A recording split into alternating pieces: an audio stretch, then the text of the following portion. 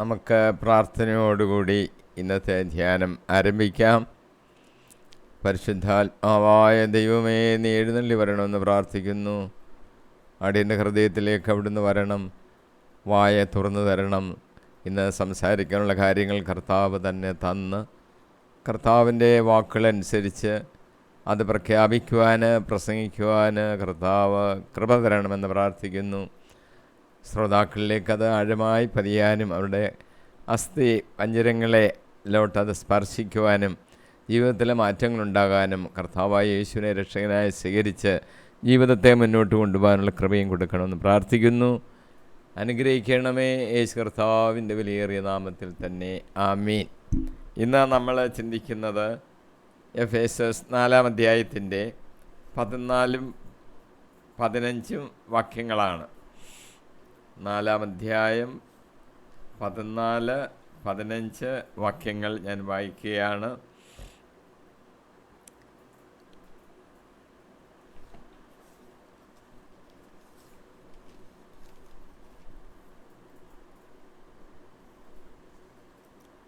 നാം ഇനിമേൽ തെറ്റിൻ്റെ വഞ്ചനയിൽപ്പെടുത്തുവാൻ മനുഷ്യർ കൗശലപൂർവ്വം നൽകുന്ന വക്രതയാർന്ന ഉപദേശങ്ങളുടെ കാറ്റിൽ ആടി ഉലയുകയും തൂത്തെറിയപ്പെടുകയും ചെയ്യുന്ന ശിശുക്കൾ ആയിരിക്കരുത്.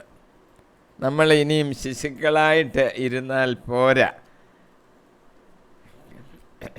ക്രിസ്തുവിനെക്കുറിച്ചുള്ള അറിവിൻ്റെ കാര്യത്തിൽ നമ്മൾ ഇനിയും അല്പം കൂടെ പക്വത പ്രാപിക്കണം.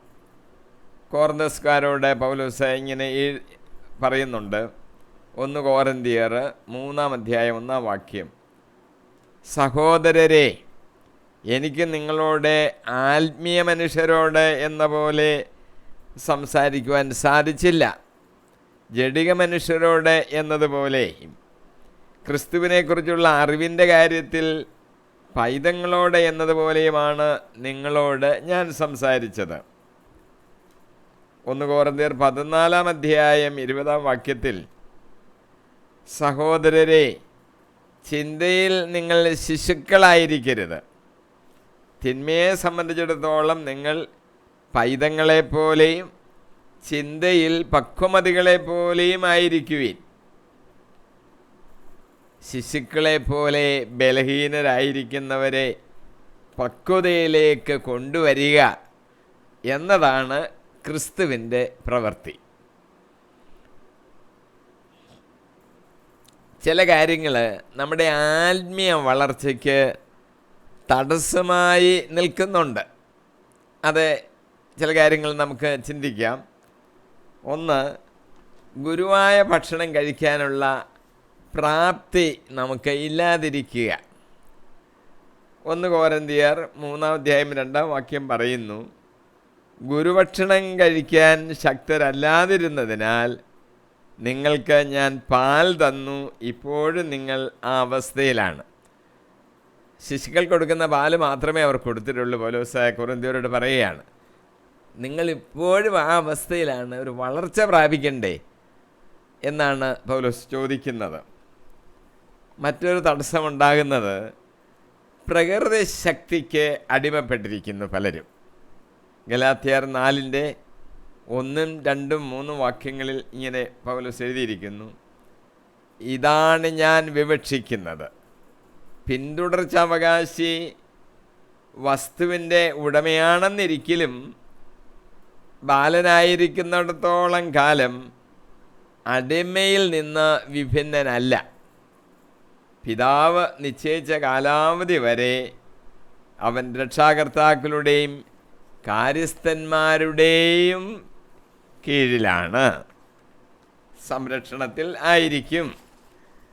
നമ്മുടെ കാര്യവും ഇതുപോലെ തന്നെ. നമ്മൾ ശിശുക്കളായിരുന്നപ്പോൾ പ്രകൃതിയുടെ ശക്തിക്ക് അടിമപ്പെട്ടിരുന്നു. ഇതാണ് സംഭവിക്കുന്നത്. ശിശുക്കളായിരുന്ന പോരാ, എക്കാലവും വളർച്ച പ്രാപിക്കണം. പലര് ആദ്യം ഒരു ബാലപാഠമൊക്കെ സ്വീകരിക്കും, പിന്നെയും ആ ബാലപാഠങ്ങളിൽ തന്നെ അങ്ങ് തുടരുന്നവരുണ്ട്. അത് പോരാ. പൗലോസ് ഹെബ്രായ ലേഖനം 5:12 പറയുന്നു, ഇതിനകം നിങ്ങളെല്ലാവരും പ്രബോധകരാകേണ്ടിയിരുന്നവരാണ്, പക്ഷേ ദൈവവചനത്തിൻ്റെ പ്രഥമ പാഠങ്ങൾ പോലും നിങ്ങളെ വീണ്ടും പഠിപ്പിക്കാൻ ഒരാൾ ആവശ്യമായിരിക്കുന്നു. നിങ്ങൾക്ക് പാലാണ് ആവശ്യം, കട്ടിയുള്ള ഭക്ഷണമല്ല. കട്ടിയുള്ള ഭക്ഷണം കഴിക്കാൻ അവർ പ്രാപ്തരായിട്ടില്ല എന്നർത്ഥം. ആദ്യം പഠിച്ചത് പിന്നെയും അത്രയുമേ അറിയത്തുള്ളൂ, പിന്നൊന്നും അറിയത്തില്ല. അപ്പോൾ നമ്മൾ ആത്മീയ പക്വത പ്രാപിക്കണമല്ലോ. അതെ, ആത്മീയ പക്വത എങ്ങനെ നമുക്ക് പ്രാപിക്കാം എന്നാണ് ഇനി നമ്മൾ ചിന്തിക്കുന്നത്. ഒന്നാമത്തെ കാര്യം, നമ്മൾ ഈ ബാലിശമൊന്ന് മാറ്റിവെക്കണം. 1 കൊരിന്ത്യർ 13:11 പൗലോസ് എഴുതിയിരിക്കുന്നു, ഞാൻ ശിശുവായിരുന്നപ്പോൾ ശിശുവിനെ പോലെ സംസാരിച്ചു, ശിശുവിനെ പോലെ ചിന്തിച്ചു, ശിശുവിനെ പോലെ യുക്തിവിചാരം നടത്തി. എന്നാൽ പ്രായപൂർത്തി വന്നപ്പോൾ ശിശു സഹജമായവ ഞാൻ കൈവെടിഞ്ഞു. നമുക്ക് തന്നെ അറിയാമല്ലോ, ബൈബിളിലെ ചില കാര്യങ്ങൾ കൊച്ചുകുട്ടികളോട് വിവരിക്കുമ്പോൾ അവർക്ക് മനസ്സിലാകുന്ന തരത്തിലുള്ള ചില വാക്കുകളും ചില കാര്യങ്ങളും ഉദാഹരണങ്ങളും ഒക്കെ വെച്ചാണ് നമ്മൾ പഠിപ്പിക്കുന്നത്. സൺഡേ സ്കൂൾ പഠിപ്പിക്കുമ്പോഴൊക്കെ അങ്ങനെ ചെയ്യാറുണ്ട്. പക്ഷേ എന്നും അങ്ങനെ ആയിരുന്നാൽ പോരാ. അതിൻ്റെ ആഴമായ അർത്ഥങ്ങളൊക്കെ മനസ്സിലാക്കണമെങ്കിൽ നമ്മൾ അല്പം പക്വത പ്രാപിക്കണം. പലരും ഈ സുവിശേഷത്തിൻ്റെ ആഴമായ സത്യങ്ങൾ വിവരിക്കുമ്പോൾ അതിൽ പങ്കെടുക്കാറില്ല. അത് കേൾക്കണം. ഇതെനിക്ക് നേരത്തെ അറിയാമല്ലോ എന്ന് വിചാരിച്ചങ്ങിരിക്കും. അല്ല, നേരത്തെ അറിയാവുന്നത് ആദ്യത്തെ ചില പാഠങ്ങളാണ്. എൻ്റെ കൂടുതലായിട്ടുള്ള പാഠങ്ങളിൽ പറയുന്നത് ശ്രദ്ധിക്കണം. ഹെബ്രായ ലേഖനം 5:14 പൗലോസ് പറയുന്നു, കട്ടിയുള്ള ഭക്ഷണം പക്വത വന്നവർക്കുള്ളതാണ്. അവർ തങ്ങളുടെ ശക്തിവിശേഷങ്ങളുടെ പരിശീലനത്താൽ നന്മതിന്മകളെ വിവേചിച്ചറിയാൻ കഴിവുള്ളവരാണ്. ഈ പക്വത പ്രാപിച്ചവരുടെ ഒരു പ്രത്യേകത, അവർക്ക് വിവേചന ശക്തി വർദ്ധിച്ചിരിക്കുക. നന്മ തിന്മകൾ അത് തിരിച്ചറിയാൻ ഒക്കെ അവർക്ക് കഴിയും. പിന്നെ നമ്മൾ പരീക്ഷകൾ വരുമ്പോൾ അതിൽ ജയിക്കണം. 1 യോഹന്നാൻ 2:14 കുഞ്ഞുങ്ങളെ ഞാൻ നിങ്ങൾക്ക് എഴുതുന്നു, പിതാവിനെ നിങ്ങൾ അറിയുന്നു, പിതാക്കന്മാരെ ഞാൻ നിങ്ങൾക്ക് എഴുതുന്നു, ആദ്യം മുതലുള്ളവനെ നിങ്ങൾ അറിയുന്നു, യുവാക്കന്മാരെ ഞാൻ നിങ്ങൾക്ക് എഴുതുന്നു. നിങ്ങൾ ശക്തന്മാരാണ്, ദൈവത്തിൻ്റെ വചനം നിങ്ങളിൽ വസിക്കുന്നു, നിങ്ങൾ ദുഷ്ടനെ ജയിക്കുകയും ചെയ്തിരിക്കുന്നു. ആരാ ദുഷ്ടനെ ജയിച്ചിരിക്കുന്നത്? ദൈവത്തിൻ്റെ വചനം അവരിൽ വസിക്കുന്നു. അതുകൊണ്ടാണ് അവർക്ക് ദുഷ്ടനെ ജയിക്കാൻ സാധിക്കുന്നത്. ദുഷ്ടനെ ജയിക്കുമ്പോൾ നമുക്ക് മനസ്സിലാകും അവർ പക്വത വന്ന ആൾക്കാരാണ്. ഈ ആത്മീയതയിൽ ചിലർക്ക് വലിയ ആഴമില്ല. നമ്മുടെ സഭയിൽ കൂടി നടക്കുന്നവർക്ക് എല്ലാവർക്കും ഒരുപോലെ അല്ലല്ലോ ഈ വിശ്വാസ സത്യങ്ങളുടെ ആഴം അവർ മനസ്സിലാക്കിയിരിക്കുന്നത്. എന്താണ് ആഴമില്ലാതെ പോകാനുള്ള കാരണങ്ങൾ? ഒന്ന്, വേരിന് ആഴമില്ല. മർക്കോസിൻ്റെ സുവിശേഷം 4:16-17 വാക്യങ്ങളിൽ ചിലർ വചനം കേൾക്കുമ്പോൾ സന്തോഷപൂർവ്വം അത് സ്വീകരിക്കുന്നു. പാറപ്പുറത്ത് വിതയ്ക്കപ്പെട്ട വിത്ത് ഇവരാണ്. വേരില്ലാത്തതിനാൽ അവ അല്പസമയത്തേക്ക് മാത്രം നിലനിൽക്കുന്നു. വചനത്തെ പ്രതി ക്ലേശമോ പീഡയോ ഉണ്ടാകുമ്പോൾ തൽക്ഷണം അവർ വീണുപോകുന്നു. യേശു കർത്താവ് പറഞ്ഞ ഒരു ഉപമയാണ്. ചിലർ കേൾക്കുന്ന ഉടനെ പെട്ടെന്നങ്ങ് സ്വീകരിക്കും, പക്ഷേ പിന്നീട് ഒരു പീഡയോ പ്രയാസമോ ഉണ്ടാകുമ്പോഴത്തേന് അങ്ങ് ഉണങ്ങിപ്പോകും, അവരങ്ങ് വീണുപോകും. കാര്യം ആഴമായ ഒരു വിശ്വാസ സത്യത്തിലേക്ക് അവർ കടന്നു പോയിട്ടില്ല. അതാണ് എൻ്റെ കാരണം. ഇതിനെ ഒരു ആഴമില്ലാത്ത വീട് പണിയുമ്പോൾ ആഴമില്ലാത്ത അടിസ്ഥാനത്തിൽ മേൽ വീട് പണിതതിനോടും തുല്യമായിട്ട് സദൃശ്യപ്പെടുത്തി യേശുപ്പച്ചൻ തന്നെ പറഞ്ഞിട്ടുണ്ട്. ലൂക്കോസ് സുവിശേഷം 6:49 വാക്യം.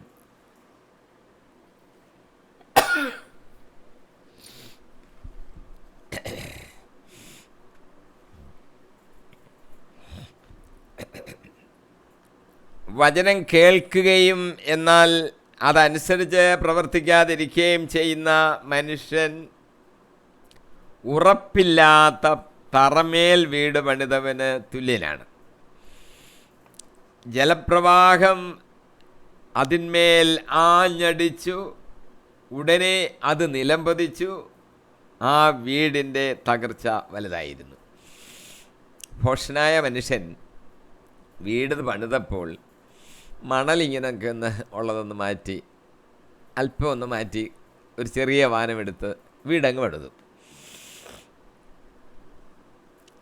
വലിയ കാറ്റൊക്കെ അടിക്കുന്നു, മഴയുടെ സമയമാണ്.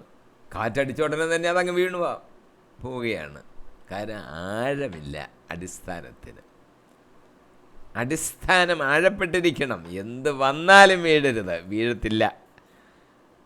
ജീവിതത്തിൽ എന്തെല്ലാം കൊടുങ്കാറ്റുകൾ അടിക്കും, ഉടൻ തന്നെ അങ്ങ് വീണു പോവുകയാണോ? വീഴത്തില്ല, അടിസ്ഥാനം ഉറച്ചിരുന്നാൽ.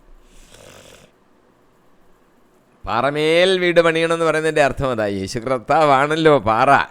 ആ പാറമേൽ ആഴമായ അടിസ്ഥാനമിട്ട് പാറയുടെ പുറത്ത് വീട് പണിയണം. ചിലരൊക്കെ നിസ്സാര കാര്യം വരുമ്പോഴത്തേന് ആത്മഹത്യ ചെയ്യുന്നൊക്കെ കേൾക്കാം, പത്രത്തിലൊക്കെ ഇങ്ങനെ കേൾക്കുന്നുണ്ടല്ലോ. ആഴമില്ല ജീവിതത്തിൻ്റെ ആശയങ്ങളിലോട്. കർത്താവിൽ വിശ്വസിക്കുന്നവർക്ക് കർത്താവിലുള്ള വിശ്വാസത്തിൽ ആഴപ്പെടാമെങ്കിൽ ഒരിക്കലും അവർ ആത്മഹത്യ ചെയ്യത്തില്ല. കാരണം അവർക്ക് ഉറപ്പുണ്ട് ആ വിശ്വാസത്തിൽ. നമ്മൾ ആടെ ഉലയുകയും തൂത്തെറിയപ്പെടുകയും ചെയ്യരുത്. ഇപ്പോൾ പല പ്രാവശ്യം ലേഖനങ്ങളിൽ ആ കാര്യം എടുത്ത് പറയുന്നുണ്ട്. 1 കൊരിന്ത്യർ 15:58 പറയുകയാണ്, എൻ്റെ വത്സല സഹോദരരെ, നിങ്ങളുടെ ജോലി നിഷ്ഫലമല്ലെന്ന് ബോധ്യപ്പെട്ട് അവിടുത്തെ ജോലിയിൽ അഭിവൃദ്ധി പ്രാപിച്ച് സ്ഥിരചിത്തരും അചഞ്ചലുമായിരിക്കുവീൻ. നമുക്കൊരു ഉറപ്പ് വേണം, സ്ഥിരമായിട്ട് ഉറച്ചു നിന്ന് വേണം ചെയ്യാൻ. പൗലോസ് ഉയർപ്പിനെക്കുറിച്ച്, മരിച്ചവർ ഉയർക്കുന്നതിനെക്കുറിച്ച് ഒരു ലേഖനം എഴുതിയതാണ്. 1 കൊരിന്ത്യർ 15 അവിടെ പറയുകയാണ്, നമുക്ക് ഉറപ്പുണ്ട് ഏത് കാര്യത്തിൽ നമ്മൾ ഉയർത്തെഴുന്നേൽക്കും. എങ്കിൽ പിന്നെ നമ്മൾ വിഷമിക്കണ്ട. നമ്മൾ കർത്താവിന് വേണ്ടി വേല ചെയ്താൽ അതിൻ്റെ ഫലം നിഷ്ഫലമായി പോകത്തില്ല. ഉയർപ്പില്ലെങ്കിൽ പിന്നെ അങ്ങ് തീർന്നെന്ന് വേണേൽ നമുക്ക് ചിന്തിക്കാം. ഇതങ്ങനെയല്ലല്ലോ. ഉയർപ്പുണ്ട്. നമ്മൾ ചെയ്ത എല്ലാ പ്രവൃത്തികളും കർത്താവിന് മുമ്പിൽ വരും. നമ്മൾ ചെയ്ത നല്ല കാര്യങ്ങൾക്കെല്ലാം സമ്മാനം ലഭിക്കും. അപ്പോൾ ഉറച്ച് അങ്ങ് വിശ്വസിച്ച് മുന്നോട്ട് പോവുക. നമ്മുടെ പ്രവർത്തനത്തിൻ്റെ ഫലം നിഷ്ഫലമല്ലെന്ന് ഉറച്ചങ്ങ് വിശ്വസിക്കുക. തീർച്ചയായിട്ടും നമുക്ക് മുന്നോട്ട് പോകുവാൻ സാധിക്കും. ഗലാത്യ 5:1 പൗലോസ് എഴുതിയിരിക്കുന്നു, സ്വാതന്ത്ര്യത്തിലേക്ക് ക്രിസ്തു നമ്മെ മോചിപ്പിച്ചു, അതുകൊണ്ട് നിങ്ങൾ സ്ഥിരതയോടുകൂടെ നിൽക്കുവീൻ.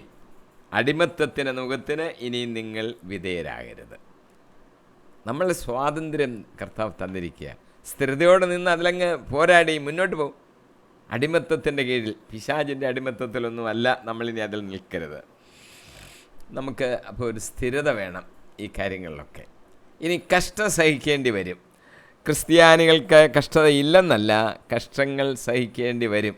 ക്രിസ്തുവിനെ പ്രതി കഷ്ടം സഹിക്കേണ്ടി വരും. അപ്പോൾ അതിലും നമുക്കൊരു സ്ഥിരത ഉണ്ടായിരിക്കണം. മത്തായിയുടെ സുവിശേഷം 10:22 കർത്താവായ യേശു കർത്താവ് തന്നെ നമ്മളോട് ഒരു വാക്യം പറയുകയാണ്, എൻ്റെ നാമം മൂലം നിങ്ങൾ സർവരാലും ദേഷിക്കപ്പെടും, അവസാനം വരെ സഹിച്ചു നിൽക്കുന്നവൻ രക്ഷപ്പെടും. യേശുവിൻ്റെ നാമത്തെ പ്രതി നമ്മൾ സഹിക്കേണ്ടി വരും. നമ്മൾ ക്രിസ്ത്യാനിയാണ്, ക്രിസ്തീയ വിശ്വാസത്തിൽ ഉറച്ചു നിൽക്കുന്നു, അതിൻ്റെ പേരിൽ നമുക്ക് സഹിക്കേണ്ടി വരും. നമ്മൾ പറയുന്ന ചില കാര്യങ്ങൾ ചിലർക്ക് ഇഷ്ടപ്പെടത്തില്ല. അപ്പോൾ അവർ നമ്മളോട് എതിർക്കും. അവരുടെ ചിന്തയനുസരിച്ച് അവരൊന്ന് ചിന്തിക്കുന്നത്. വേദപുസ്തകം എന്ത് പറയുന്നു എന്നതിനെക്കുറിച്ച് ചിന്തിക്കുന്നതിന് പകരം അവരുടെ സ്വന്തം യുക്തിക്കും അഭിപ്രായത്തിനനുസരിച്ച് ചിന്തിക്കും.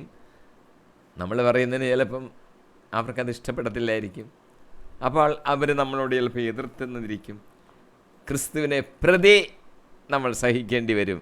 സന്തോഷിച്ചോളാനാണ് കർത്താവ് പറഞ്ഞിരിക്കുന്നത്.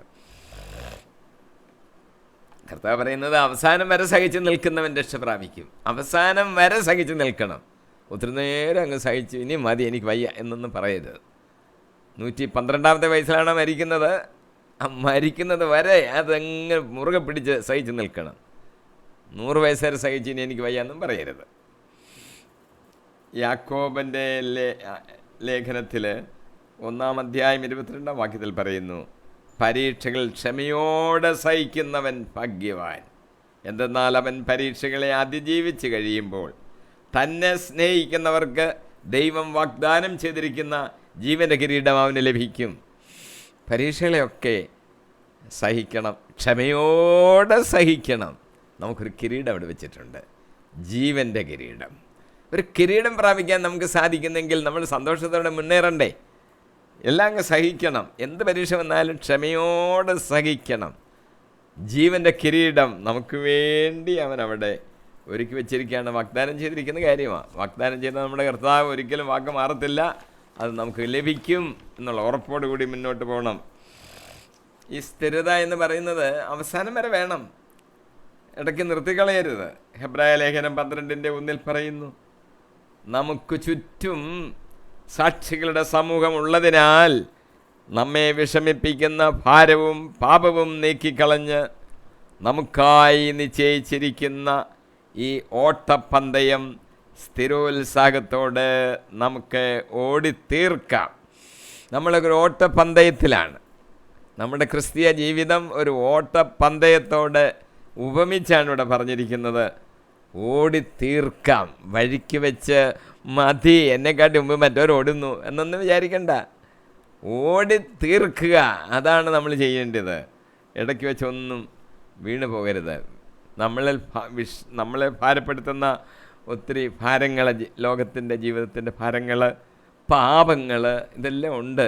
എല്ലാത്തിനെയും നമുക്ക് നീക്കിക്കളയണം. എന്നിട്ട് മുന്നോട്ട് അങ്ങ് ഓടണം. അവസാനം വരെ ജയിക്കും തീർച്ച. വെളിപാട് 3-ാം അധ്യായം 11-ാം അധ്യായം വെളിപാട് 3-ാം അധ്യായം 11-12 വാക്യങ്ങളിൽ സാർദീസിലെ സഭയുടെ ദൂതന് ഇങ്ങനെ എഴുതിയിരിക്കുകയാണ്, ഞാൻ വേഗം വരുന്നു, യേശു കർത്താവ്. നിന്റെ കിരീടം ആരും കവർന്നെടുക്കാതിരിക്കാൻ നിനക്കുള്ളത് കാത്തു സൂക്ഷിക്കുക. വിജയം വരിക്കുന്നവനെ ഞാൻ എൻ്റെ ദൈവത്തിൻ്റെ ആലയത്തിൽ ഒരു സ്തംഭമാക്കും. അവൻ പിന്നെ ഒരിക്കലും പുറത്തു പോവുകയില്ല. അവൻ്റെ മേൽ എൻ്റെ ദൈവത്തിൻ്റെ നാമവും ദൈവസന്നിധിയിൽ നിന്ന് സ്വർഗം വിട്ട് ഇറങ്ങി വരുന്ന പുതിയ ജെറുസലേമാകുന്ന ദൈവനഗരത്തിൻ്റെ നാമവും എൻ്റെ പുതിയ നാമവും ഞാൻ എഴുതും. കർത്താവിൻ്റെ നാമം നമ്മുടെ ദേഹത്ത് എഴുതി വെക്കുകയാണ്. എന്താ എൻ്റെ അർത്ഥം? പേരെഴുതി വെക്കുക എന്ന് പറഞ്ഞാൽ അത് കർത്താവിൻ്റെ വകയാണ്.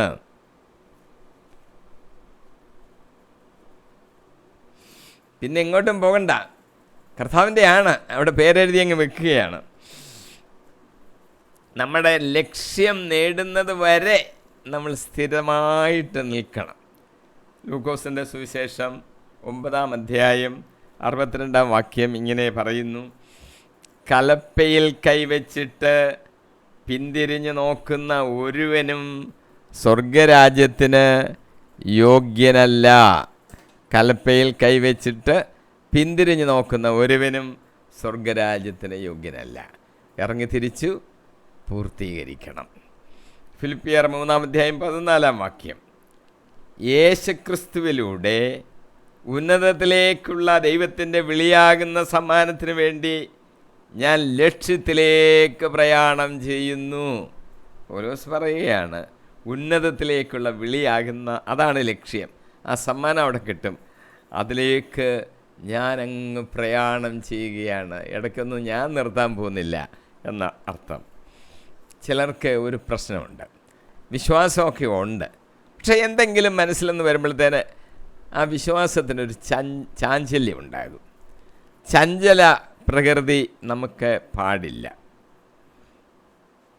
യാക്കോബ് എഴുതിയ പുസ്തകം 1-ാം അധ്യായം 8-ാം വാക്യം, സംശയമനസ്കനും എല്ലാ കാര്യങ്ങളിലും ചഞ്ചല പ്രകൃതിയുമായ ഒരുവന് എന്തെങ്കിലും കർത്താവിൽ നിന്ന് ലഭിക്കുമെന്ന് കരുതരുത്.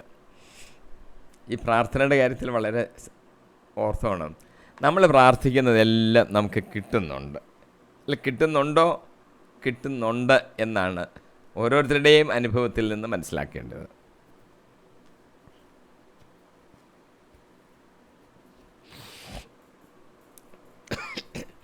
എന്നാൽ ചിലർ പറയും, ഞാൻ കുറച്ച് നാൾ കൊണ്ട് പ്രാർത്ഥിക്കുക, കിട്ടിയില്ല എന്ന്. അങ്ങനെ പറയുന്നെങ്കിൽ അതിൻ്റെ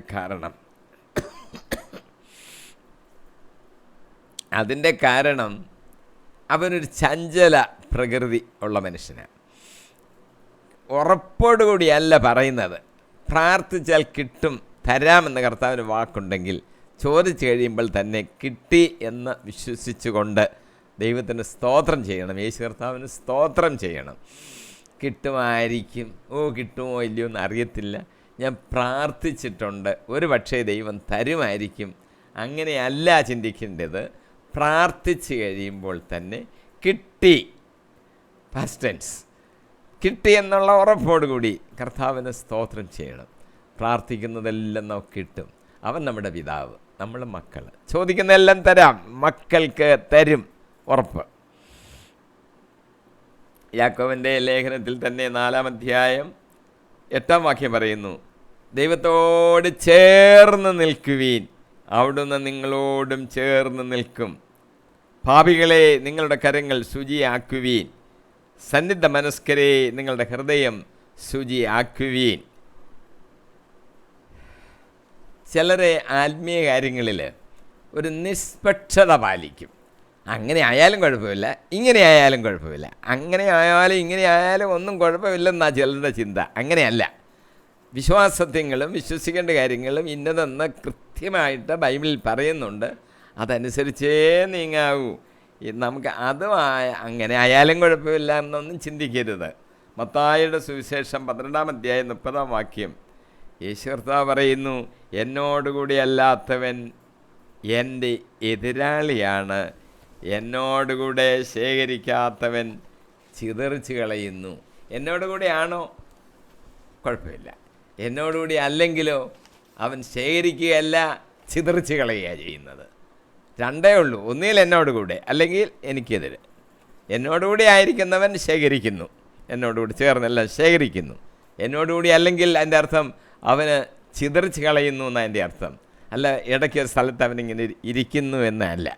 രണ്ട് ജോലിയേ ഉള്ളൂ, ഒന്ന് ശേഖരിക്കുക അല്ലെങ്കിൽ ചിതറിച്ച് കളയുക.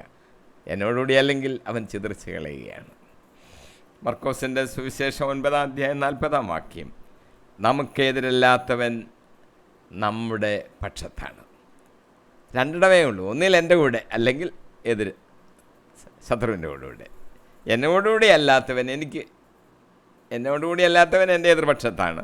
നമുക്ക് എതിരല്ലാത്തവൻ നമ്മുടെ പക്ഷത്താണ്. ഇനി ഒരു കാര്യം നമ്മൾ അറിയണം, നമ്മൾ ശ്രദ്ധാപൂർവം അവെയർനെസ്, ജാഗ്രത പുലർത്തണം. കൗശലപൂർവം ചില മനുഷ്യർ തെറ്റായ ഉപദേശങ്ങൾ നമുക്ക് തരും. വക്രതയാർന്ന ഉപദേശങ്ങൾ നൽകാൻ മനുഷ്യൻ കൗശലപൂർവം പ്രവർത്തിക്കും. ചിലരിങ്ങനെ പറഞ്ഞു വരുമ്പോൾ ശരിയാണെന്നങ്ങ് തോന്നത്തക്കവണ്ണം അങ്ങ് വിശദീകരിക്കും. എന്ത് പറഞ്ഞാലും ബൈബിൾ അനുസരിച്ചാണോ ഈ സംസാരിക്കുന്നത്, ബൈബിളിൽ ഇല്ലാത്ത വേറെ എന്തെങ്കിലുമൊക്കെയാണോ സംസാരിക്കുന്നത്, നമ്മളത് മനസ്സിലാക്കിയെടുക്കണം. കാര്യം ഈ വന്ന് പറയുന്നവർ കൗശലപൂർവ്വം പറയാൻ മിടുക്കരാ. അതുകൊണ്ട് ആ കൗശലത്തിലൊന്നും നമ്മൾ വീണു പോകരുത്. നമ്മുടെ വിശ്വാസം ബൈബിൾ അധിഷ്ഠിതമായിരിക്കണം. മർക്കോസ് 14:1 ചിലർ ഈ കൗശലം കാണിക്കുമെന്നുള്ളതിന് ഒരു ഉദാഹരണമാണത്. 14:1 ഇങ്ങനെ എഴുതിയിരിക്കുന്നു, പെസഹായ്ക്കും പുളിപ്പില്ലാത്ത അപ്പത്തിൻ്റെ തിരുനാളിനും ഇനി 2 ദിവസമേ ഉണ്ടായിരുന്നുള്ളൂ. യേശുവിനെ ചതിവിൽ പിടികൂടി വധിക്കേണ്ടത് എങ്ങനെയെന്ന് പ്രധാന പുരോഹിതന്മാരും നിയമജ്ഞരും ആലോചിച്ചു കൊണ്ടിരുന്നു. യേശുവിനെ വാക്കിൽ കുടുക്കുവാൻ നിയമജ്ഞരും പ്രധാന പുരോഹിതന്മാരും കാത്തിരിക്കുകയായിരുന്നു. അവർ യേശുവിൻ്റെ അടുത്ത് ചാരന്മാരെ അയച്ചു ചോദിച്ചു, ഞങ്ങൾ സീസറിന് നികുതി കൊടുക്കുന്നത് നിയമാനുസൃതമോ അല്ലയോ? യേശു അവരുടെ കൗശലം മനസ്സിലാക്കിയിരുന്നു. ഈ ധനാറായിൽ ആരുടെ ലിഖിതമാണ്? ആരുടെ രൂപമാണ് ഉള്ളതെന്ന് യേശു ഒരു ചോദ്യം. അവർ പറഞ്ഞു അത് സീസറിൻ്റേത്. അവരവിടെ മറുപടി പറഞ്ഞു. ലൂക്കോസിൻ്റെ സുവിശേഷം 20:25. എങ്കിൽ സീസറിനുള്ളത് സീസറിനും ദൈവത്തിനുള്ളത് ദൈവത്തിനും കൊടുക്കുവീൻ. അവൻ്റെ മറുപടിയിൽ അവർ ആശ്ചര്യപ്പെട്ടു. കർത്താവ് ഇങ്ങനെ ഒരു ഉത്തരം പറയുമെന്ന് അവർ വിചാരിച്ച പോലുമില്ല. കർത്താവിനുണ്ട് ഉത്തരത്തിന് പ്രശ്നം. കർത്താവ് അവരുടെ കൗശലം അറിയുന്നവനാണ്. ഉത്തരം കൊടുത്തു. മനുഷ്യൻ്റെ ആദ്യ പാപം തന്നെ ഒന്ന് ചിന്തിച്ച്, സർപ്പം ഹവ്വായോട് കൗശലപൂർവം സംസാരിച്ചത് മൂലമാണ് അവിടെ ആ പാപം ഉണ്ടായത്. ഈ കൗശലത്തിന് ഈ സർപ്പം വലിയ ദൈവം സൃഷ്ടിച്ചതിൽ ഏറ്റവും വലിയ കൗശലക്കാരനാണ് സർപ്പം എന്നാണ് അവിടെ ബൈബിളിൽ എഴുതിയിരിക്കുന്നത്. സർപ്പം തന്നെ പറയുന്നത് പിശാചിനെ സൂചിപ്പിക്കുന്നതാണെന്നും നമുക്ക് മനസ്സിലാക്കാൻ സാധിക്കും. ഉൽപ്പത്തി 3:1 ദൈവമായ കർത്താവ് സൃഷ്ടിച്ച എല്ലാ വന്യജീവികളിലും വെച്ച് കൗശലമേറിയതായിരുന്നു സർപ്പം. അത് സ്ത്രീയോട് ചോദിച്ചു, തോട്ടത്തിലെ ഒരു വൃക്ഷത്തിൻ്റെ ഫലം തിന്നരുതെന്ന് ദൈവം കൽപ്പിച്ചിട്ടുണ്ടോ?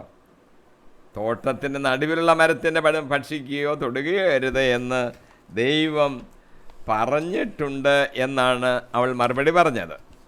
അവസാനം അവൾ പാപത്തിലേക്ക് വീണുപോകുവാൻ ഇടയായി. ഇനി നമ്മൾ അടുത്ത വാക്യത്തിലേക്ക് കയറുകയാണ്. എഫേസ്യർ 4:15. പ്രത്യുത സ്നേഹത്തിൽ സത്യം പറഞ്ഞുകൊണ്ട് ശിരസായ ക്രിസ്തുവിലേക്ക് എല്ലാ വിധത്തിലും നാം വളരേണ്ടിയിരിക്കുന്നു. ആദ്യത്തെ വാചകത്തിൽ 14 പറഞ്ഞത് നമ്മൾ ഈ വക്രതയാർന്ന ഉപദേശങ്ങളിലൊന്നും വീണു പോകരുത്. 15 പറയുന്നത് പ്രത്യുത എന്ത് ചെയ്യണം? ക്രിസ്തുവിലേക്ക് നാം വളരേണ്ടിയിരിക്കുന്നു. അവനാണല്ലോ തല, അവനിലേക്ക് നാം വളരണം. ഓരോരുത്തരുടെയും ദാനങ്ങൾ, ദൈവ പരിശുദ്ധാത്മാവ് തന്നിരിക്കുന്ന ദാനങ്ങളുണ്ട്, അപ്രവർത്തനങ്ങളും എല്ലാവരുടെയും പ്രയോജനത്തിനായി ഉപയോഗിക്കുമ്പോൾ, അതിനുവേണ്ടിയാണ് ഈ ദാനങ്ങളൊക്കെ തന്നിരിക്കുന്നത്, എല്ലാവരുടെയും പ്രയോജനത്തിന് വേണ്ടി ഉപയോഗിക്കണം. അപ്പോൾ അഭിവൃദ്ധി ഉണ്ടാകും, വളർച്ച ഉണ്ടാകും.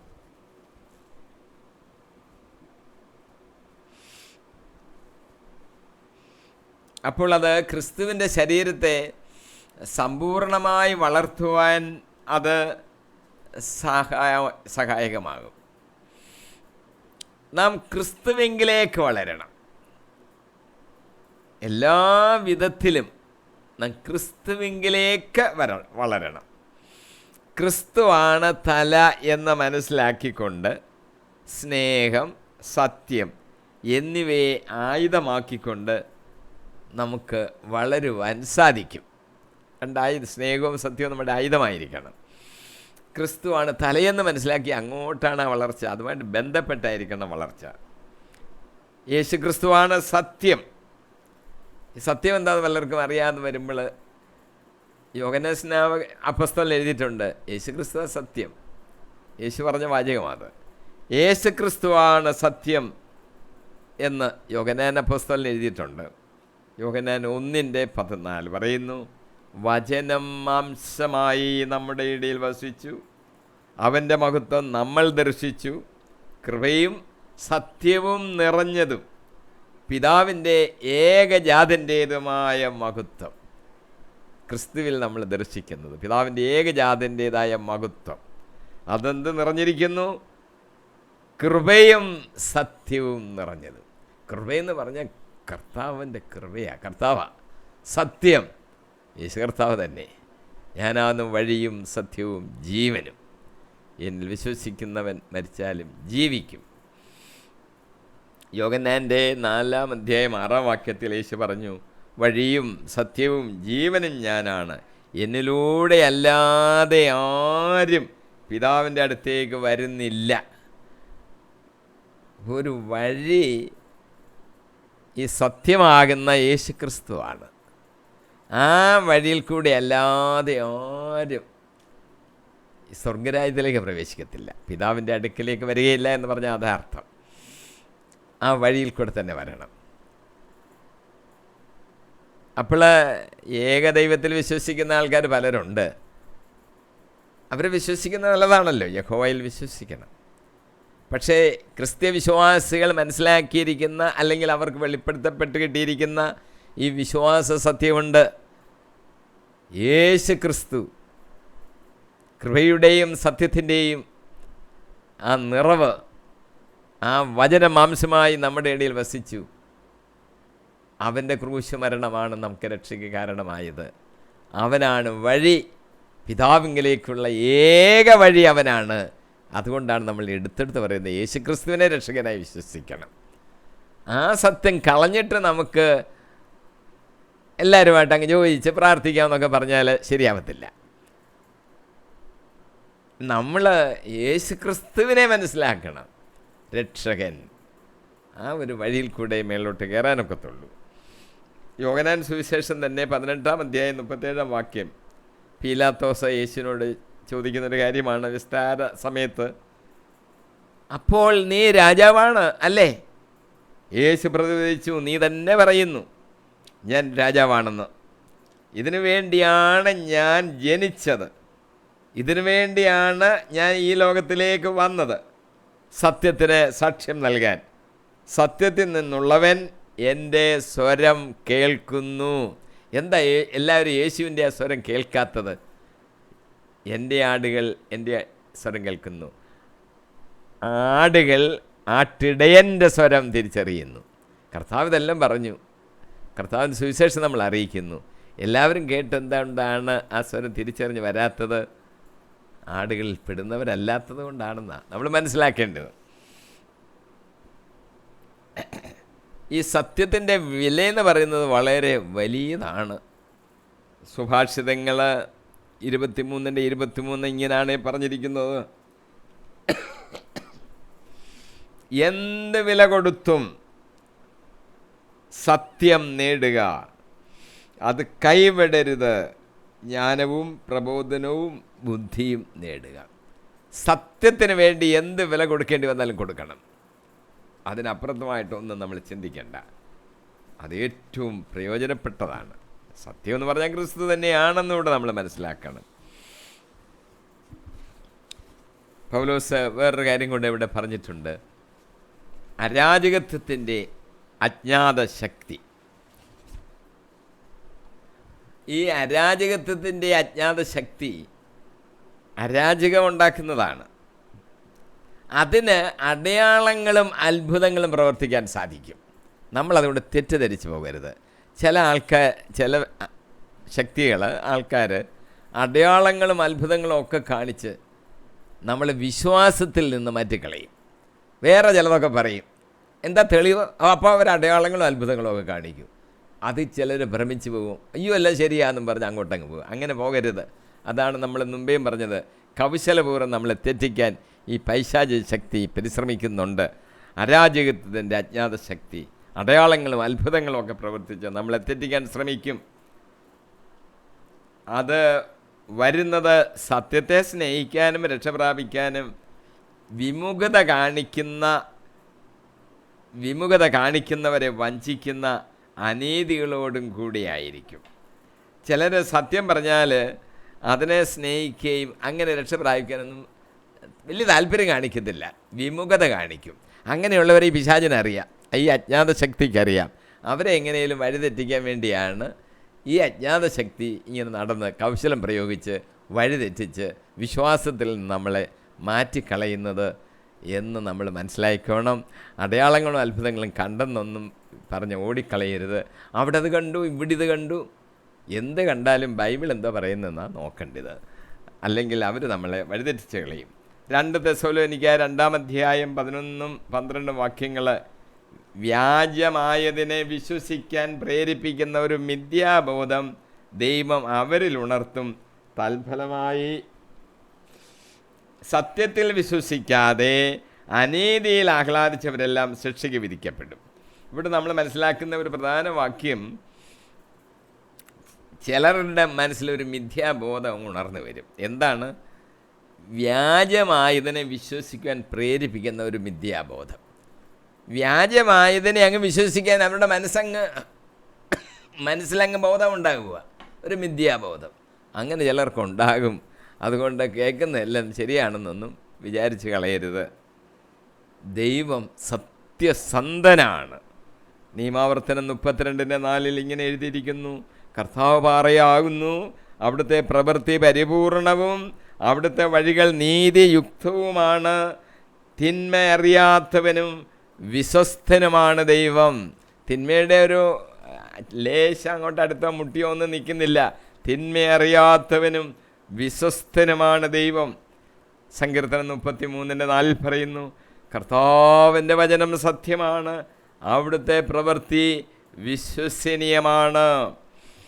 ഇനി കള്ളം പറഞ്ഞാലും എന്ത് കുഴപ്പമില്ല. ചിലരെ കൊച്ചു പിള്ളേരും അതുപോലൊക്കെയുള്ളവർ ചെറിയ കള്ളങ്ങളൊക്കെ പറയും.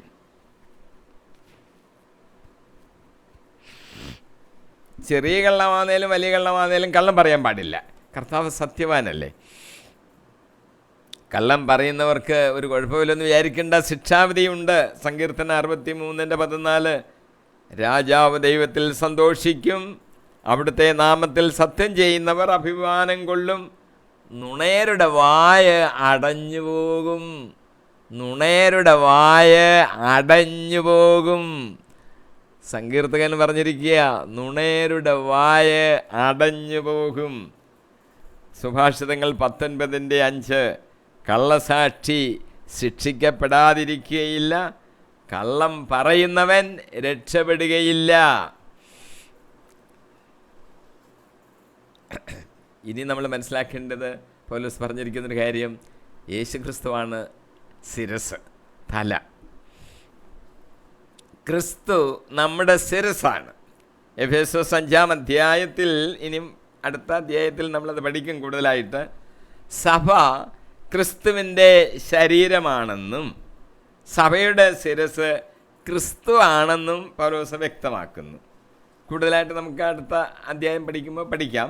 എഫേസ്യോസ് 5:23 പറഞ്ഞിരിക്കുന്നു: ക്രിസ്തു തൻ്റെ ശരീരമായ സഭയുടെ ശിരസായിരിക്കുന്നത് പോലെ ഭർത്താവ് ഭാര്യയുടെ ശിരസാണ്. ക്രിസ്തു തന്നെയാണ് ശരീരത്തിൻ്റെ രക്ഷകനും. അപ്പം തല ക്രിസ്തുവും നമ്മളൊക്കെ അതിൻ്റെ അവയവങ്ങളുമാണെന്ന് നമ്മൾ മനസ്സിലാക്കണം. ഒരു വ്യക്തിയെ സംബന്ധിച്ച് പറഞ്ഞാൽ അവൻ്റെ എല്ലാ പ്രവർത്തനങ്ങളും ചിന്തകളും തീരുമാനങ്ങളും എല്ലാം തലച്ചോറിൻ്റെ പ്രവർത്തനത്തെ ആശ്രയിച്ചിരിക്കുന്നു. അതുപോലെ സഭയിലെ ഓരോ വ്യക്തിയുടെയും തീരുമാനങ്ങളും പ്രവൃത്തികളും ദൈവഹിതത്തിന് അനുസൃതമായിരിക്കണം. എല്ലാ കാര്യങ്ങളും ക്രിസ്തുവിന് വിധേയമായിരിക്കണം. അതാണ് ക്രിസ്തു തലയാണെന്ന് പറയുന്നതിൻ്റെ അർത്ഥം. ഒരു വീട്ടിൽ ഭർത്താവ് തലവൻ, വീട് ആരാണ്? Head of the family. അവിടുത്തെ ഭർത്താവാണ്, പുരുഷനാണ്. അപ്പോൾ അവിടെ നിന്നാണ് നിർദ്ദേശങ്ങൾ വരികയും അതനുസരിച്ച് ഭാര്യയും കുട്ടികളും ഒക്കെ പ്രവർത്തിക്കുകയും ചെയ്യുമ്പോൾ വീട്ടിൽ സമാധാനം, നല്ലൊരു കുടുംബജീവിതവുമായിരിക്കും. ഇവിടെ ക്രിസ്തു തലയാണ്. സഭയിലെ നമ്മളെല്ലാം അതിലെ അംഗങ്ങളുമാണ്. നമ്മുടെ തല ക്രിസ്തുവാണെങ്കിൽ ക്രിസ്തുവിൽ നിന്ന് വരുന്ന തീരുമാനങ്ങൾക്കനുസരിച്ച്, ക്രിസ്തുവിൻ്റെ ഹിതമനുസരിച്ച് നമ്മൾ പ്രവർത്തിക്കുമ്പോൾ സഭയിൽ സമാധാനം ഉണ്ടായിരിക്കും. ഇവിടെ തന്നെ അങ്ങ് സ്വർഗമാകും. ഈ ശരീരഭാഗങ്ങൾ തലയുമായിട്ടാണ് ബന്ധപ്പെട്ടിരിക്കുന്നത്. തലയുമായിട്ട് വേണം ബന്ധപ്പെട്ടിരിക്കാൻ. തലയാകുന്ന ക്രിസ്തുവുമായി ബന്ധപ്പെട്ടിരിക്കാതെ ആർക്കും ആ ശരീരത്തോട് ചേർന്നിരിക്കുവാൻ സാധ്യമല്ല. ക്രിസ്തുവുമായി ബന്ധപ്പെട്ടിരിക്കുവാൻ ഭയന്നിട്ട് ചിലർ ചില വ്യക്തികളുമായിട്ടൊക്കെ ബന്ധപ്പെടും. ഞാൻ ക്രിസ്തുവുമായിട്ട് എങ്ങനെ ബന്ധപ്പെടുന്ന ഒരു ഭയം മനസ്സിൽ. വേറെ ചില ആൾക്കാരെ കൊണ്ട് അവരുമായിട്ട് ബന്ധപ്പെട്ടിട്ട് ക്രിസ്തുവുമായിട്ട് ബന്ധപ്പെടാമെന്ന് അവരുടെ ചിന്ത. മറ്റു ചിലർ ക്രിസ്തുവുമായിട്ട് ബന്ധപ്പെടാതെ വേറെ ആരെങ്കിലുമായിട്ട് ബന്ധപ്പെടാനുള്ള ഒരു പരിശ്രമം ചെയ്യും. അങ്ങനെ വന്നാൽ ക്രിസ്തുവിൻ്റെ ഹിതം എന്താണെന്ന് തിരിച്ചറിയാൻ സാധിക്കാതെ വരും. ക്രിസ്തുവുമായിട്ട് അവർക്ക് ബന്ധമില്ലാത്തതുകൊണ്ട് അവന് സഭയുടെ അംഗമല്ലാതായിത്തീരുന്നു. ക്രിസ്തുവിൽ നിന്നുള്ള ആ ജീവരസം അവന് ലഭിക്കുന്നില്ല. അതുകൊണ്ട് അവന് ഫലം പുറപ്പെടുവിക്കാനും സാധ്യമല്ലാതെ വരുന്നു. ഇങ്ങനെ സംഭവിക്കും. ഇങ്ങനെ ഭയം കൊണ്ടൊന്നും ഇങ്ങനൊന്നും സംഭവിക്കാൻ ഇടയാകരുത്. നമ്മൾ ക്രിസ്തുവാകുന്ന തലയുമായിട്ട് ബന്ധപ്പെട്ടിരിക്കണം. കൊളോസോസ് 1:18 പറയുന്നു, അവൻ സഭയാകുന്ന ശരീരത്തിൻ്റെ ശിരസ്സാണ്, അവൻ എല്ലാറ്റിൻ്റെയും ആരംഭവും മരിച്ചവരിൽ നിന്നുള്ള ആദ്യജാതനുമാണ്. ഇങ്ങനെ എല്ലാ കാര്യങ്ങളിലും അവൻ പ്രഥമസ്ഥാനീയനായി. മരിച്ചവരിൽ നിന്നുള്ള ഉയർപ്പ് ആദ്യജാതൻ അവനാണ്. കൊളോസോസ് 2:19 പറയുന്നു, അവർ ശിരസിനോട് ഗാഠബന്ധം പുലർത്തുന്നില്ല, ശരീരം മുഴുവൻ സന്ധിബന്ധങ്ങളാലും സിരകളാലും പരിപുഷ്ടമാക്കപ്പെട്ടും കൂട്ടിയിണക്കപ്പെട്ടും ദൈവഹിതാനുസരണം പൂർണ്ണ വളർച്ച പ്രാപിക്കുന്നത് ഈ ശിരസിൽ നിന്നാണല്ലോ. ഈ ശിരസിനോട് ബന്ധപ്പെട്ടാലേ ദൈവഹിതമനുസരിച്ച് നമുക്ക് പ്രവർത്തിക്കാനായിട്ട് സാധിക്കത്തുള്ളൂ. യേശു ക്രിസ്തുവാണ് സകലത്തിൻ്റെയും മുമ്പൻ എന്നുകൂടെ നമ്മൾ മനസ്സിലാക്കണം. യോഹന്നാൻ സുവിശേഷം 3:31, ഉന്നതത്തിൽ നിന്ന് വരുന്നവൻ എല്ലാവർക്കും ഉപരിയാണ്, ഭൂമിയിൽ നിന്നുള്ളവൻ ഭൂമിയിൽ നിന്ന് ഉള്ളവൻ ഭൂമിയുടെ ഇതാണ്, അവൻ ഭൗമിക കാര്യങ്ങൾ സംസാരിക്കുകയും ചെയ്യുന്നു. സ്വർഗത്തിൽ നിന്ന് വരുന്നവൻ എല്ലാവർക്കും ഉപരിയാണ്. യേശുക്രിസ്തുവാണ് സ്വർഗത്തിൽ നിന്ന് വന്നവൻ, അവൻ എല്ലാവർക്കും ഉപരിയാണ്. ഭൗമികരായവർ ഭൗമിക കാര്യങ്ങൾ മാത്രമാണ് അവർക്ക് സംസാരിക്കാനുള്ളൂ, ദൈവിക കാര്യങ്ങളൊന്നും അവർക്ക് സംസാരിക്കാനില്ല. റോമർ 14:9 ഇങ്ങനെ പറഞ്ഞിരിക്കുന്നു, മരിച്ചവരുടെയും ജീവിച്ചിരിക്കുന്നവരുടെയും കർത്താവായിരിക്കുന്നതിന് വേണ്ടിയാണ് ക്രിസ്തു മരിച്ചതും പുനർജീവിച്ചതും. നാം ക്രിസ്തുവിങ്കിലേക്ക് വളരണം. അപ്പോൾ നമുക്ക് സമൃദ്ധമായ ഒരു ജീവിതമാണ് നമുക്കുണ്ടാകുന്നത്, വികാസം പ്രാപിച്ച ഒരു ജീവിതം. യോഹന്നാൻ്റെ സുവിശേഷം 10:10 ഇങ്ങനെ എഴുതിയിരിക്കുന്നു, ഞാൻ വന്നിരിക്കുന്നത് അവർക്ക് ജീവൻ ഉണ്ടാകാനും അത് സമൃദ്ധമായി ഉണ്ടാകാനുമാണ്. ക്രിസ്തുവിനോട് ചേരുമ്പോൾ, ക്രിസ്തുവിൻ്റെ ജീവനിൽ നമ്മൾ പങ്കാളികളാകുമ്പോൾ നമുക്ക് ജീവൻ ഉണ്ടാകുന്നു എന്ന് മാത്രമല്ല, അത് സമൃദ്ധമായി ഉണ്ടാകുന്നു. ഒരു പാമ്പിനെ ഒന്ന് ഓർത്താലേ അതിങ്ങനെ ശക്തമായിട്ട് വന്ന് നമ്മളെയൊക്കെ ഉപദ്രവിക്കും. അതിൻ്റെ കല്ലെറിഞ്ഞ് ചതച്ച് വെച്ചാൽ അതിന് ജീവനുണ്ടെങ്കിലും സമൃദ്ധമായ ജീവനല്ല.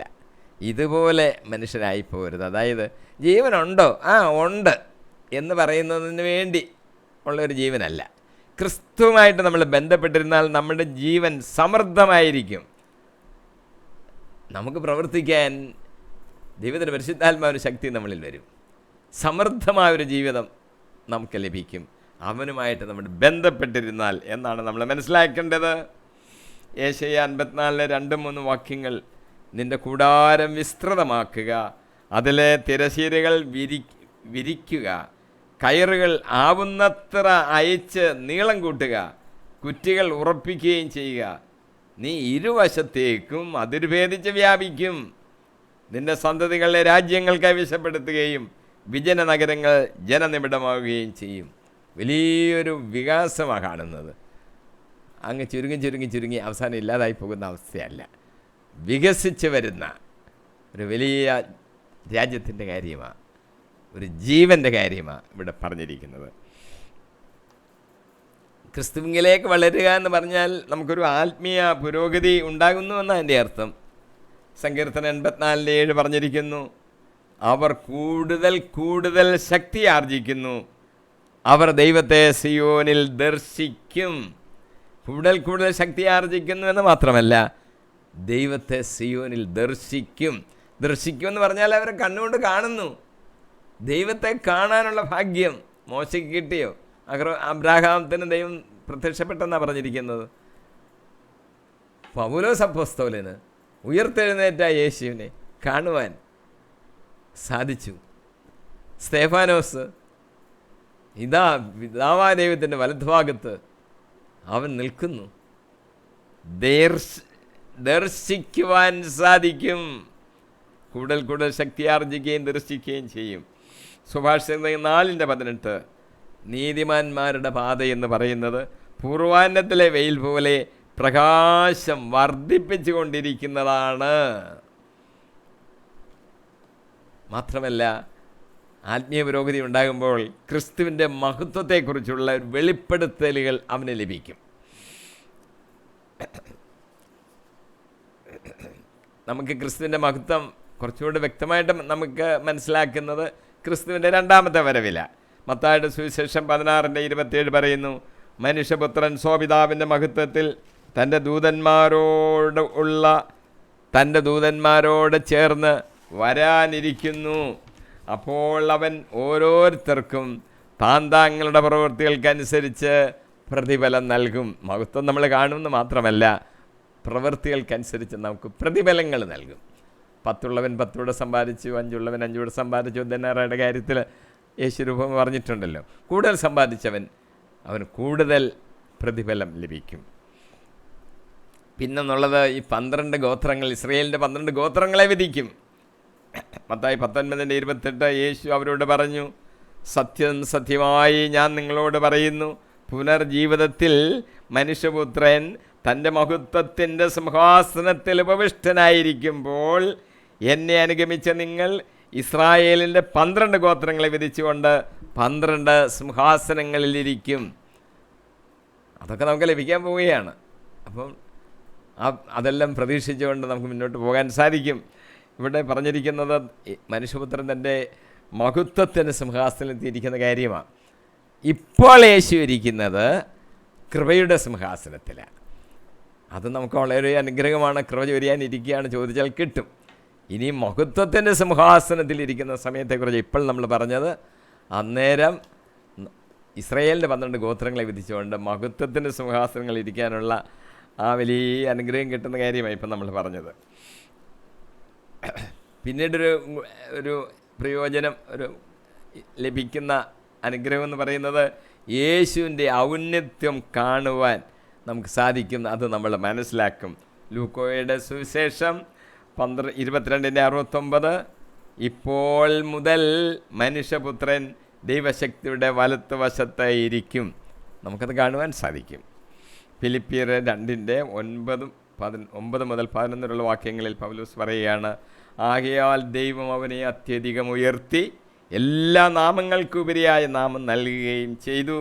ഇത് യേശുവിൻ്റെ നാമത്തിന് മുമ്പിൽ സ്വർഗത്തിലും ഭൂമിയിലും പാതാളത്തിലുമുള്ള സകലരും മുട്ടുകൾ മടക്കുന്നതിനും യേശു കർത്താവാണ് എന്ന് പിതാവായ ദൈവത്തിൻ്റെ മഹത്വത്തിനായി എല്ലാ നാവുകളും ഏറ്റുപറയുന്നതിനും വേണ്ടിയാണ്. സംഭവിക്കാൻ പോകുന്നൊരു കാര്യം നമ്മൾ ശ്രദ്ധിച്ചോണം. എല്ലാ മുടങ്കാലുകളും അവൻ്റെ മുമ്പിൽ മുട്ടുകൾ മടക്കും. യേശു ക്രിസ്തുവിൻ്റെ മുമ്പിൽ. അവനെ തള്ളിക്കളഞ്ഞവർ, അവനെ ക്രൂശിച്ചവരൊക്കെ ഉണ്ട്. നമുക്ക് കിട്ടുന്ന പ്രതിഫലം എന്ന് പറഞ്ഞാൽ നമ്മളെല്ലാവരും അവൻ്റെ മുമ്പിൽ മുട്ടുകൾ മടക്കും. ഏറ്റുപറയും നമ്മളൊരു കാര്യം, യേശു ക്രിസ്തു കർത്താവാണ്. ഈ സത്യം നമ്മൾ ഏറ്റുപറയും. യേശു ക്രിസ്തു കർത്താവാണ്. എല്ലാവരും അവൻ്റെ മുമ്പിൽ മുട്ടുകൾ മടക്കും. അത് നമുക്കും സാധിക്കും. നമ്മൾ നാവുകൾ അവൻ ശക്തിപ്പെടുത്തും. ഭൂമിയിൽ വെച്ച് തന്നെ ദൈവിക ദർശനം ഉണ്ടായ ഒരു സംഭവം മർക്കോസിൻ്റെ സുവിശേഷം 9:2 സമയത്തിൻ്റെ ഇതുകൊണ്ട് ഞാൻ നീട്ടുന്നില്ല. പത്രോസ്, യാക്കോബ്, യോഹന്നാൻ എന്നിവരെ മാത്രം കൂട്ടിക്കൊണ്ട് യേശു ഒരു ഉയർന്ന മലയിലേക്ക് പോയി. യേശുവിൻ്റെ മഹത്വം, അവൻ മഹത്വപ്പെട്ടു. നമ്മളിവിടെ ഇരിക്കുന്നത് വളരെ നല്ലതാണെന്ന് പത്രോസ് പറയുകയും ചെയ്തു. സ്വർഗരാജ്യം അവർ കണ്ടത്. യേശു വസ്ത്രമൊക്കെ അങ്ങ് തിളങ്ങി വെണ്മയായി മോശ ഏലിയായൊക്കെ കണ്ടു. അവർ സംസാരിക്കുന്നത് കണ്ടു. അവർക്കൊന്നും മനസ്സിലായില്ലെന്ന് ചുരുക്കം. അല്പം കഴിഞ്ഞപ്പോൾ അതങ്ങ് അങ്ങ് അപ്രത്യക്ഷമായി. കർത്താവ് പറഞ്ഞു, ഇപ്പം നിങ്ങളിത് ആരോടും പറയണ്ട എന്ന് പറഞ്ഞു. ഒരു സ്വർഗീയമായ ദർശനം തന്നെ അവർ കണ്ടത്. നമുക്ക് ദൈവത്തെ നേരിട്ട് മുഖാഭിമുഖം ദർശിക്കാനുള്ള ഭാഗ്യം നമുക്കുണ്ടാകും. നമ്മളത് പ്രതീക്ഷിച്ചുകൊണ്ടിരിക്കുകയാണ്. സമയത്തിൻ്റെ ഇതുകൊണ്ട് ഞാനിവിടെ നിർത്തുന്നു. ഇന്ന് നമ്മൾ ധ്യാനിച്ചത് എഫേസോസ് 4:14-15 വാക്യങ്ങളാണ്. ക്രിസ്തുവിനെക്കുറിച്ചുള്ള അറിവിൻ്റെ കാര്യത്തിൽ നമ്മളിനി ശിശുക്കളായിരുന്നാൽ പോരാ. ആത്മീയ വളർച്ചയ്ക്ക് തടസ്സമായി നിൽക്കുന്ന ചില കാര്യങ്ങൾ എന്തെല്ലാമാണെന്നൊക്കെ നമ്മൾ ചിന്തിച്ച് മനസ്സിലാക്കി ആത്മീയ പക്വത എങ്ങനെ പ്രാപിക്കാമെന്നും നമ്മളിൻ്റെ കൂടെ ചിന്തിച്ചു. വക്രതയാർന്ന ഉപദേശങ്ങളിൽ നമ്മൾ ഒരിക്കലും വീണു പോകരുത്. എന്ന് നമ്മൾ ഓർക്കണം. കാരണം പലരും അവരെ ചതിക്കാൻ വേണ്ടി കാപട്യത്താൽ കൗശലപൂർവ്വം ഓരോന്ന് പറഞ്ഞ് കാണിക്കും. അത്ഭുതങ്ങളും അടയാളങ്ങളൊക്കെ ഇങ്ങനെ കാണിച്ച് നമ്മളെ വഴിതെറ്റിക്കും. എന്ത് വന്നാലും നമ്മൾ നോക്കേണ്ടത് ബൈബിൾ പഠിപ്പിക്കുന്നുണ്ടോ അങ്ങനെ, അതനുസരിച്ച്. അതാണ് ദൈവത്തിൻ്റെ വചനം. അതിന് അപ്പുറമായിട്ട് ആര് പറഞ്ഞാലും നമ്മൾ സ്വീകരിക്കേണ്ട, ആര് പറഞ്ഞാലും സ്വീകരിക്കേണ്ട എന്ന് പൗലോസ് അപ്പോസ്തലൻ പറഞ്ഞുകൊണ്ട്, ഞങ്ങൾ നിങ്ങളെ അറിയിച്ചതൊഴിച്ച് ഇങ്ങൊരുവൻ വന്നറിയിച്ചാൽ വാനവനെങ്കിലും ആ ദൂതൻ താനേൽക്കും ശാപം. അതുകൊണ്ട് അതിൽ നമുക്ക് ഉറച്ച് നിൽക്കാം. ദൈവത്തിൻ്റെ പരിശുദ്ധാത്മാവ് നടത്തട്ടെ. 140 അടുത്ത എപ്പിസോഡിൽ എഫെസോസ് 4:16 മുതൽ നമുക്ക് പഠിക്കുകയും ധ്യാനിക്കുകയും ചെയ്യാം. ദൈവത്തിൻ്റെ പരിശുദ്ധാത്മാവ് നമ്മളെ നടത്തട്ടെ. ആമേൻ, ആമേൻ, ആമേൻ.